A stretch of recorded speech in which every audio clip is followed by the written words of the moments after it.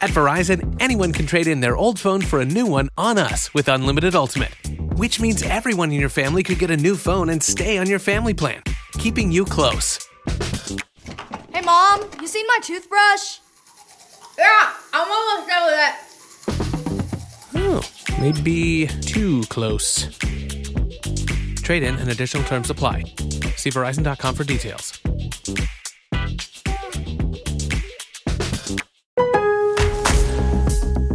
Lowe's knows how to help make your Super Bowl 59 party a touchdown. Let us help you prep your home to host with top brands like Charbroil, Blackstone, and LG, so you can be the MVP of game day. Plus, use the Lowe's app to find what you need for a seamless shopping run. Or huddle up with our Lowe's Red Vest associates to help make all your game time hosting decisions. Hello and welcome to Imps Adventures podcast on the Social Suplex Podcast Network. Help the network out by leaving us a 5-star review, give a donation directly through Red Circle, and become one of the amazing community by joining the Social Suplex Discord. Link is in the description. Listen to the other top-notch shows here on the Social Suplex Podcast Network, One Nation Radio, Keeping It Strong Style, All Things Elite, Wrestling Art with Chris Things, Trish and Sarah, Tunnel Talk, and Sam Brown's AEW Match Guide.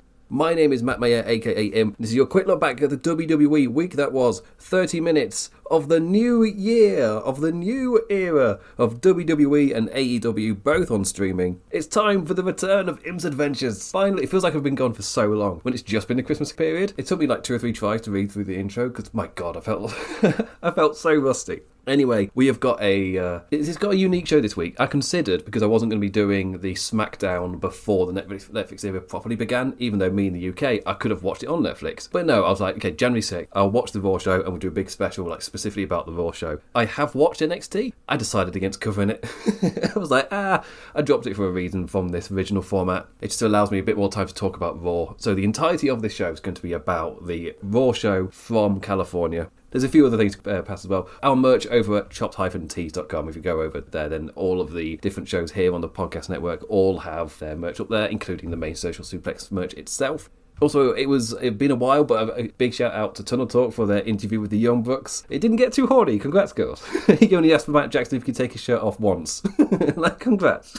Congrats. And the other note is that, in terms of my writing of the review, did it air the day of New Year's Dash, I think, from New Japan Pro Wrestling? It's always like a talking point. You tune into Monday Night Raw after watching Wrestle Kingdom, and dear God, that whiplash was strong. That was a genuine thing. This year was so massively different to that normal feeling, just because it was a massive week for WWE. They put a lot of importance on this show from the debut on Netflix. All the executives were there. It felt like a very ucky executive show, but they put a lot of importance onto it. So it wasn't like your typical kind of whiplash feeling just because there was this. It more felt like a huge week. Because the week prior, AEW had debuted on HBO Max, which doesn't exist in the UK. The company that owns the Harry Potter property, their streaming service doesn't exist in the UK, of all countries. That makes no sense to me. That's so strange. But this year we had the Wrestle Kingdom, then we had AEW New Japan Pro Wrestling Dynasty show, both from the Tokyo Dome, so we got to see some excellent wrestling. Nottingham represented by Gabe Kidd, doing an amazing job in the penultimate match of the night. But it meant that the whiplash coming in to WWE was entirely different because the show that they were putting on was full on look at us, big corporate energy throughout the show. So much thanking of Netflix. Well, thank you, Netflix, for letting us be on your platform with all the big boys. Thank you so much, Netflix. But yeah, there's a lot of corporate uckiness for this episode of Monday Night Raw. It felt like they were showcasing to new fans the way to bring it in. All hype, all massive, big lights, flashy things, flying drones, all of the possible effects for an arena show. The arena that they chose, absolutely perfect. Anyway, there's enough pre-rambling. Let's jump on over to Monday Night Raw, live on Netflix from Los Angeles, California. And ladies and gentlemen, I am proud to say, for the first time ever, welcome to Monday Night Raw, live on Netflix. immediately. I did love the seats being fitted with their little lights. It reminded me of AW Revolution 2019 wristband stuff. However, they then left the lights on doing stuff during the matches. And I realised, we're seeing that the way WWE likes to shoot stuff, during the matches it became too busy. During the opening of the show, where there's like so many flashing lights and explosions and the drones flying all over the place, the Netflix mandate to do something big to grab people's attention, the big curtain that was downplaying the video, it was a lot. And I realised, like, if you were to like pause during one of the camera shots, it's like, it does seem like a lot. Because that's the other thing is, the part of the New Japan whiplash I didn't talk about is their camera work is so immaculate and so impressive at capturing the sport of wrestling. Their camera work really emphasises what's going on inside the ring. WWE's camera work is more about emphasising how great the person in the ring looks, which for the men means that they'll do their moves and they'll pose and go, yeah! But they'll do their move and slam and go, look at me!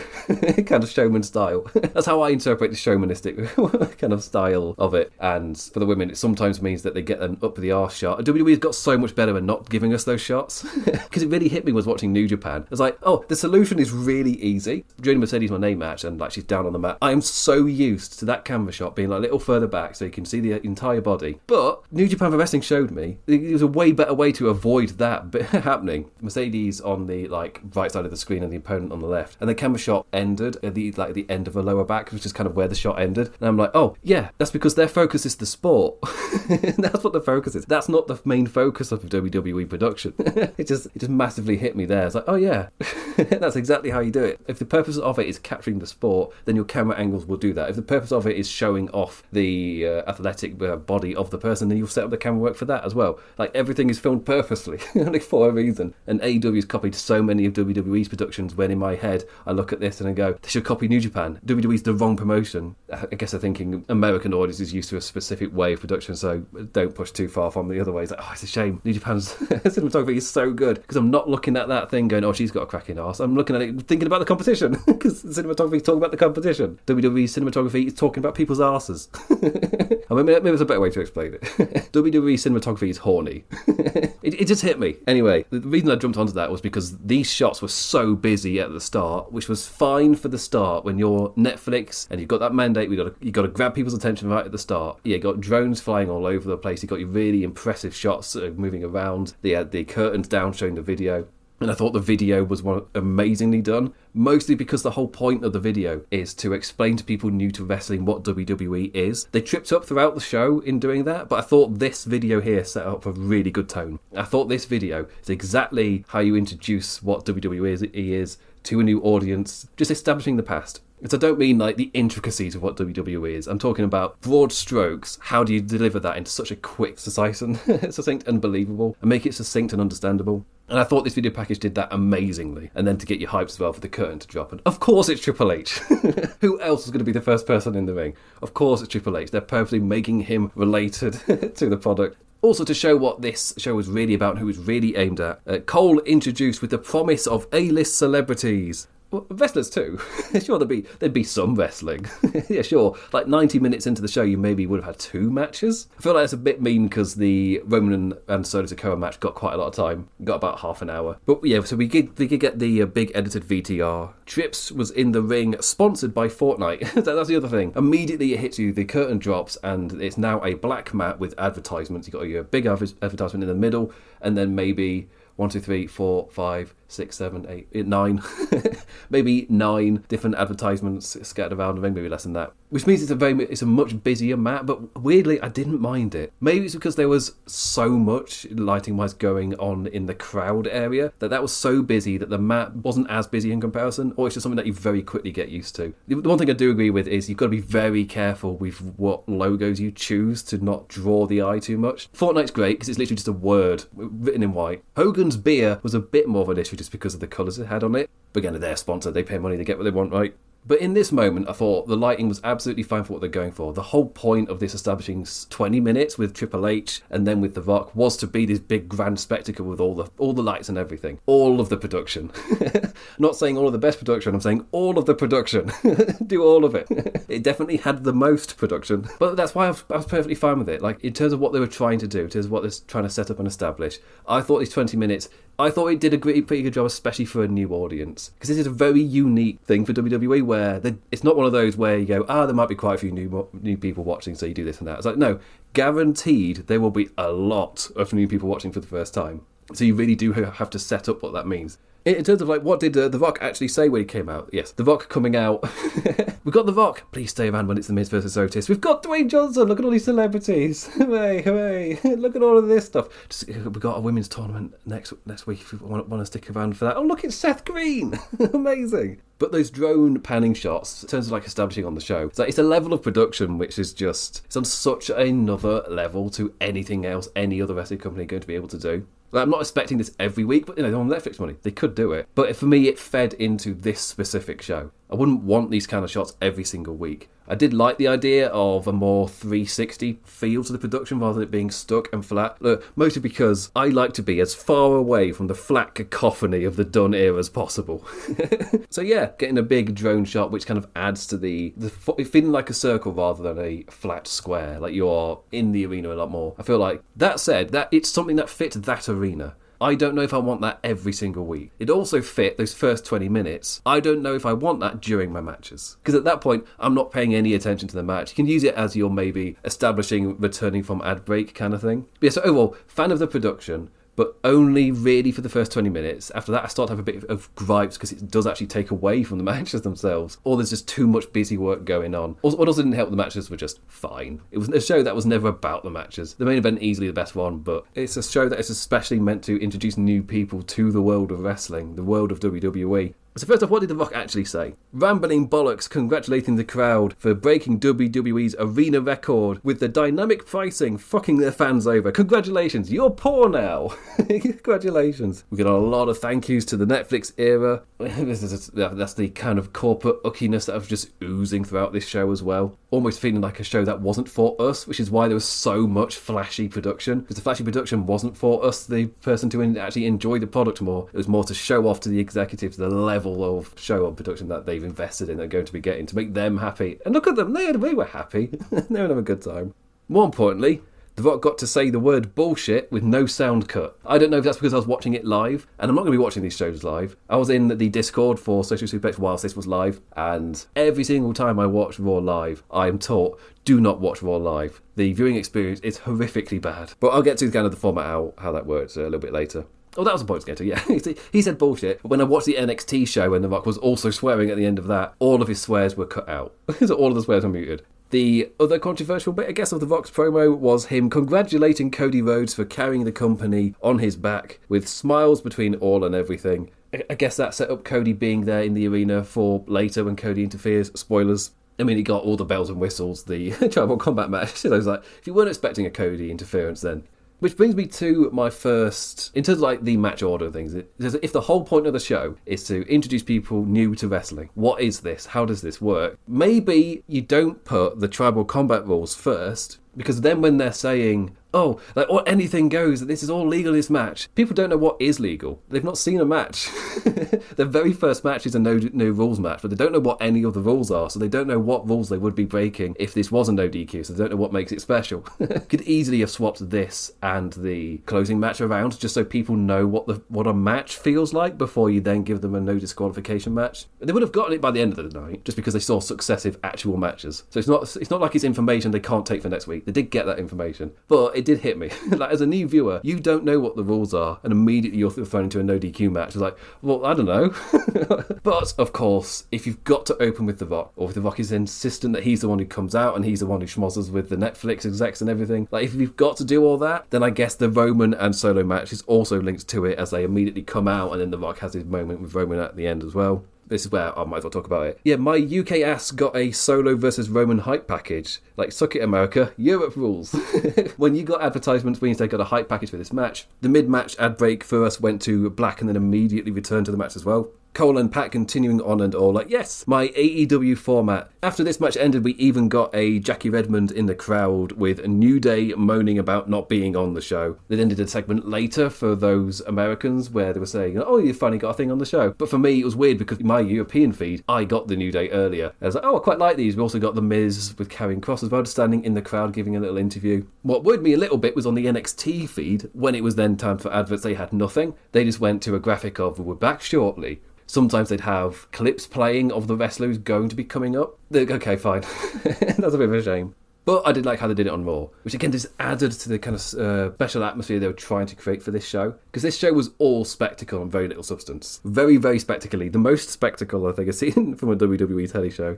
Tribal combat means no rules, cried Pat, as the two brawled all over the announce table. Lawless Solo just launching the steps at Roman. This match kind of just worked as an introduction to like all of the weapons and known spots for new fans. Like there was the concerto, kendo sticks, we want tables, like it was all there. Even the mid-match Roman monologues made their appearance. Roman's powerbomb Sikoa off the corner through a table, a spot that called the interferences. Tama Tonga pulled the ref out to break the pin. Jacob Fatu charged in as the difference maker he is. Roman kicked out after the spike at 2, and the referee was the one to eat the man's anger. A nice unexpected mirroring as Sami Zayn and Jey Uso's interferences to make up the odds, finished in Solo also kicking out. The crowd ate all of it up, popping so big for Kevin Owens in the final flow. Kevin Owens felt like a new introduction. He's the one thing that made this feel like, oh, this is a different beat to what we're used to. We set up our biggest pop, reserved for our champion Cody, brawling out into the crowd with KO and leaving Solo and Roman finally in the ring alone. A nice ducking of the Samoan spike into a rebound spear, ending in a final charge with the crowd on their feet, having a whale of a time. I mean, for me, the match was fine, but I saw the purpose in it. This was a very good introduction in a basic level into how do these no disqualification matches work. Like, yeah, you got to see every single beat that normal fans would be entirely used to. And the modern WWE fans, they'll just cheer for everything. They just want to see the things, which feeds later into when they absolutely reject something later in the show. Then, finally, The Rock walked on back out, closing the first hour with the first meeting between he and Roman since WrestleMania, telling Heyman to give him the Ulafala, taking it and putting it around Roman. A little stare down, but then nothing happens. The camera purposely set up so that it doesn't have The Rock in the picture. It's like, oh, it's teasing a thing, but no, nothing happens. He just kind of stands and applauds. Almost felt like The Rock wasn't in character for the entire night. NXT, his thing at the end was also the same. Like any storylines they've set up, anything with Cody or whatever from WrestleMania, setting up the greatest villain of all time. Yeah, that seems to have just, bloop, that's gone. Maybe like Red 1 flopped so badly that he needs to correct his ego a bit. And he's like, oh, I want people to cheer me. I want people to say that they like me. So, okay, fine. Whatever. Roman got to lift his one in the air and soak it all in. At Verizon, anyone can trade in their old phone for a new one on us with Unlimited Ultimate, which means everyone in your family could get a new phone and stay on your family plan, keeping you close. Hey, Mom, you seen my toothbrush? Yeah, I'm almost done with that. Oh, maybe too close. Trade in and additional terms apply. See Verizon.com for details. We then move on to Wabadoo. His name is John Cena and he's here to say goodbye. The retirement tour begins, thanking Netflix like Rocky did earlier. It's like, oh, so much corporate, ugh. Kicking off the second hour with a very similar pattern. Legend guy comes out, who's currently in Hollywood, that all the execs can fawn over, and he then applauds all the execs and says, ugh, this isn't for us. I keep telling myself, it's fine. They're doing this show for the executives. Cena reminisced about his wrestling starts in LA, hitting on the first notes ahead of this final run. But who will he be lacing up his sneakers to face? Laying down the notes for a possible Rumble win, amid the rumours of putting over Cody being his last hurrah, with the other potential, I guess if you don't want the spoilers for the road to WrestleMania, I don't think the Social Suplex Network is that kind of audience, but I'll give you the opportunity to skip ahead 20 seconds from now. But yeah, the Logan Paul is apparently the thought of possible opponent there. It's a possibility. So yeah, I took too long to get into it, so my 20 seconds are getting a bit close. So oops. We'll talk about more about that later. Cena then hyping himself up, being like, oh, I want one last opportunity at that title. I want to become the 16-time champion. But to do it, I know I'm so far away. To do it, I know I need to win the Elimination Chamber, or I'll become Mr. Money in the Bank, or maybe, perhaps, no. But if I did, but the fact it might happen, hyping himself up to possibly win the Royal Rumble, announcing himself for the Royal Rumble event. We also did get another Royal Rumble announcement. I guess I'll jump down to it because I put it into my other notes that I've got, but it's relevant here. The 2026 Royal Rumble got announced for Saudi Arabia and got booed. I thought it would be the most rejected thing of the night. I was wrong. Something else later on got way bigger boos. The Women's World Championship, Liv Morgan versus Rhea Ripley. Nice to finally see this come to an end and it's over and we can move on with our lives. Hopefully Becky Lynch comes back next week, if not next week, the week after, like soon, please, so they can do Ripley versus Lynch again, just with this time hopefully not both of them getting injured. So we can have to have a little bit of a flow after. This Liv Morgan storyline is like, it annoys me a bit just because I feel like Liv Morgan as a performer has improved so much that she's got so much more to offer. But this character just gave her very little opportunity to actually do that. And whenever she very rarely did have a wrestle. And even if you personally don't rate Liv Morgan that highly, they've got other wrestlers that are very well, could put on a great match, like Io Sky. When they finally gave her the opportunity, so yeah, it was still like a perfectly enjoyable 3-star match. But her reign wasn't even getting them. So to actually get just a standard defense of her championship, that was absolutely fine. That felt like a cool, this is what her reign needed. It's just stuff like this. I don't need it to be exceptional, just to see her defend her title. But yeah, it's one of those that felt like we were just waiting for Rhea Ripley to come back. We were just waiting for Ripley. I thought the change happened at SummerSlam. Maybe thankful it didn't, just because there was like more injuries to come for Ripley. But now we're finally at a point where we're going to WrestleMania. We're going to do the big match for Ripley. I do think that the performer can offer more. I was never with this character. Of course, someone was so negative on what they were doing with it. When she became champion, I was like, okay, this can take it to the next gear at least. But they just never really allowed her to. You had the twist where Dom joined her.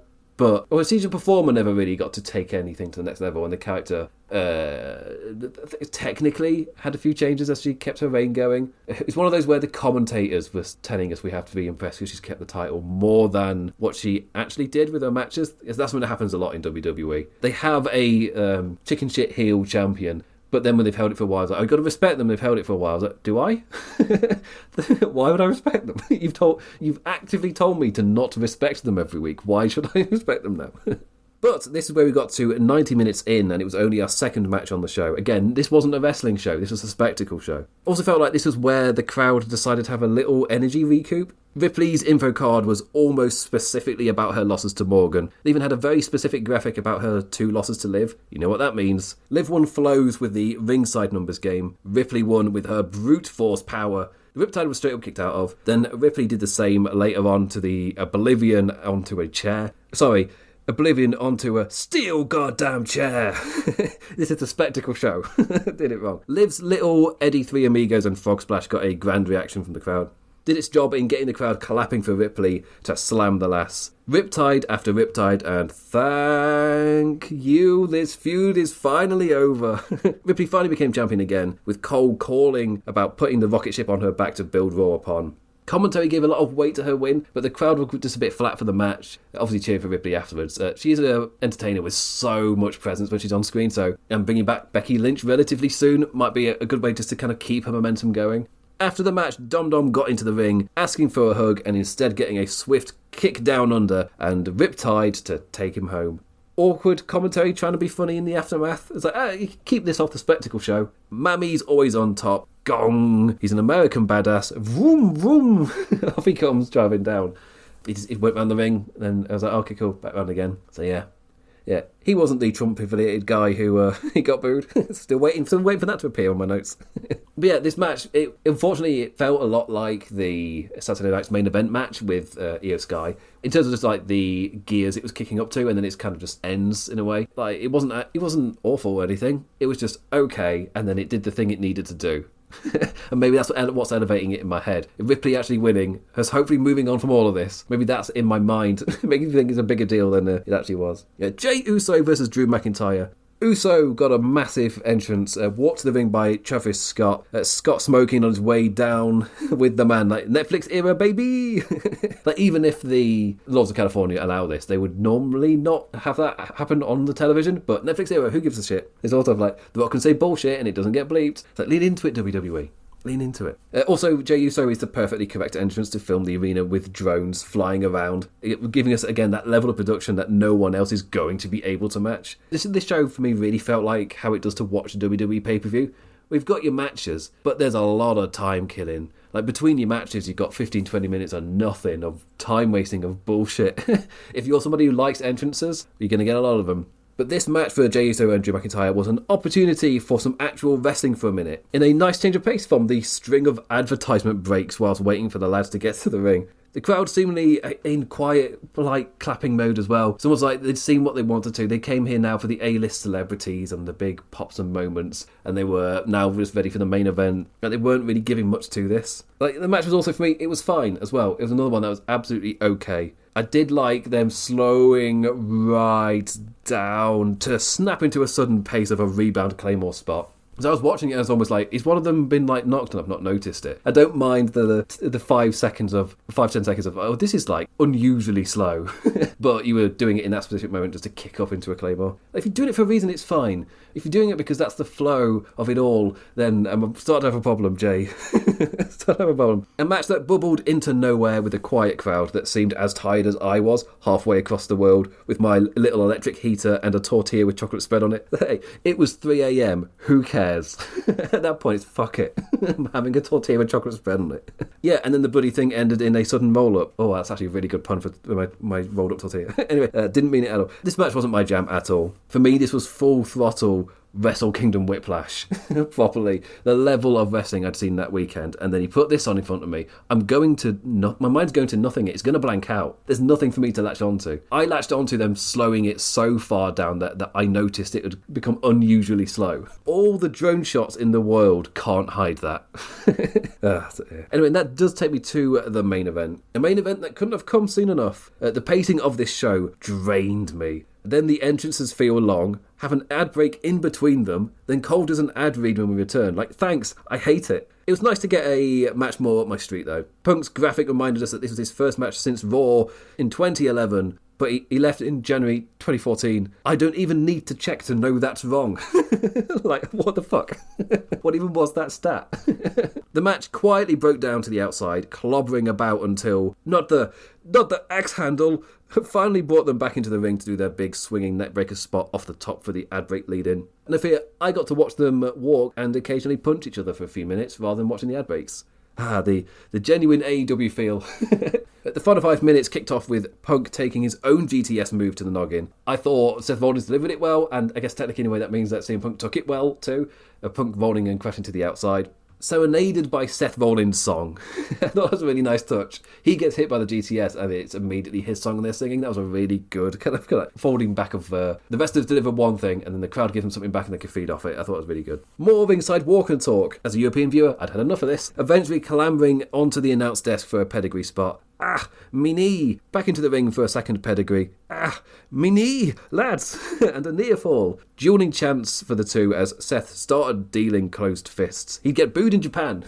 Saw it from Vicky. The stomp by the ropes got the biggest cheer of the match to that point and sent us into our first technical overrun. But that doesn't matter anymore. The internet. Hooray! The superplex into the Falcon Arrow reversed really neatly into the GTS. Seth collapsing onto the man's shoulders for another. But sure, if you ask him for more. Rollins somehow got cut on the head during that, Punk looking all hurt and tired. I've seen a few people argue that they thought Seth Rollins winning was a better idea. I think it's just because they're in on this story of Seth Rollins becoming so affected by CM Punk, just like Drew McIntyre did, so that they can then do a different reflection. Maybe Seth Rollins take a different character route. I felt like they were so far into that CM Punk was always winning this. Because that's the story that they're kind of buried into at the moment. Best match of the show, but it didn't blow me away or anything. But I'm 100% certain it's part of the Wrestle Kingdom Whiplash that the WWE style is just going to struggle. It's like, don't watch the Saturday Night Live film right after watching Birdman. Like, the Saturday Night Live film, I absolutely loved it. Absolutely. Had a great time. A whale of time with that film. However, if you watch Birdman first, that is the one film which will make it seem incredibly inferior. So that's a rule. Don't watch Birdman before you watch Saturday Night Live film. And don't watch Wrestle Kingdom before you watch Raw. They massively, one is so far superior within the same genre, just like the level of matches that it's delivering, that it's going to take away from the experience. Both good films. Speaking of SNL, into my other notes with celebrities. Michael Che, I know that one. I also know Wale. I also know the wrestlers. Oh, look at all these people I know. Like Rey Mysterio, LA Knight, Bianca Belair, Naomi, X-Pac. We're meant to go to X-Pac. Stop going back to X-Pac. She's getting Nakamura. That's who we have the graphic for. Almost like the camera's just drawn to him. Just can't not. Certainly a unique party of Bianca Belair, Naomi, X-Pac and Shinsuke Nakamura. Like, what do they talk about? What does that group say? Penta was, well, at first when I wrote this I thought that Penta had been bumped for next week, but apparently he just wasn't on the cards for this week. Same with Becky Lynch, was not there. Becky Lynch was not planned. It wasn't like a sudden shift over Undertaker. She was not booked for the show. But Penta is now going to be Chad Gable's mystery luchador opponent for next week. Sorry, I mean, who knows who's going to be the mystery opponent for Chad Gable next week is a mystery. The American out to prove he doesn't actually have a problem with foreigners. That's the story, right? That's the interpretation I got for it. Poor Chad. Right, here we go. Hulk Hogan booed out of the building. Massively so. In front of a WWE crowd that will cheer for anything, that's just happy to see the things. CM Punk can't do a heel interference because they're just too happy to see CM Punk. Him just being there, they're happy to see. It doesn't matter. They're just there to cheer anything and have a good time. Even they booed Hulk Hogan out of the building. I just felt as I'm watching it that the production truck was really struggling to find those sound pockets of cheers because there weren't many. It was that big of a boo. It was another legend just coming out, putting over Netflix, but sunny California were having none of him. And then the whole point of him coming out from his point of view was to plug his beer. European feeds, they've got a new thing where they actually mute the audio when they're talking about an ad read. I'll get to that actually.